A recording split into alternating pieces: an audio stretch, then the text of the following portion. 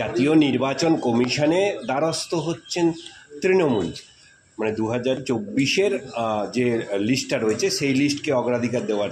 না না, সে তো তৃণমূল ভয় পাবে। তৃণমূল জানে না ঠাকুর ঘরে কি আমি কলা খাইনি। তৃণমূল তো বিভিন্ন জায়গা থেকে 24-এর আগে যারা মুসলিম বাংলাদেশি ওপার থেকে এপারে এসেছে তাদের নাম ঢুকিয়েছে, সব তো ধরা পড়ে যাবে।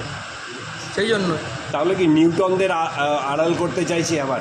একদম নিউটন, বাংলাদেশ থেকে আসা, পাকিস্তান থেকে আসা সমস্ত অবৈধ ভোটার যারা আর কি, তাদেরকে আড়াল করার চেষ্টা করছে তৃণমূল।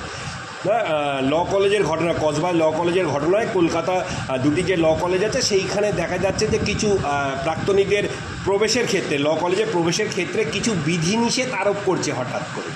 দেখুন, এই বিধিনিষেধ তো শুধু ল কলেজে হওয়া উচিত, বলে সব কলেজে হওয়া উচিত। বিধিনিষেধ তো থাকা উচিত। আমি পাশ করে গেছি একটা কলেজ থেকে, আমি সেই কলেজে কোনো প্রয়োজনে যেতেই পারি, কিন্তু আমি প্রতিদিন সেই কলেজে যেতে পারি না, সেই যাওয়ার এখতিয়ার নেই। আমরাও তো কলেজে পড়েছি, বিশ্ববিদ্যালয়ে পড়েছি। আমি কলেজ থেকে বেরিয়ে আসার পর 5বারও ঢুকিনি। স্বাভাবিকভাবে যদি জনপ্রতিনিধি হওয়ার পর আমন্ত্রণ পেলে ঢোকা যায়, নচেত তো যখন আমি স্টুডেন্ট লাইফে ছিলাম বা চাকরিজীবী ছিলাম তখন তো আমি কোনো কলেজে ঢোকার প্রয়োজন বোধ করি। কেন প্রয়োজন করবে?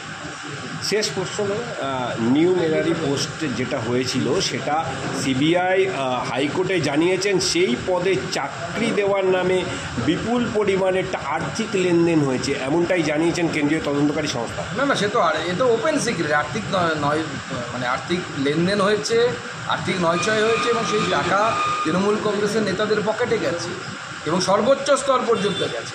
সেই টাকা ভোটে ব্যবহৃত হয়েছে। অর্থাৎ মমতা বন্দ্যোপাধ্যায় যে সিংহাসনে বসে আছেন 21-এর ভোটে জিতে, সেই সিংহাসনের ভোট চাকরি প্রার্থীদের টাকায়, অর্থাৎ চুরির টাকায় সেই লড়া ভোট। বিজেপি রাজ্য সভাপতি নির্বাচন আগামীকাল, আজকেই আপনারা দেখতে পাবেন, নমিনেশন ফাইল হবে, তাহলেই সব বুঝতে পারবেন। Thank you.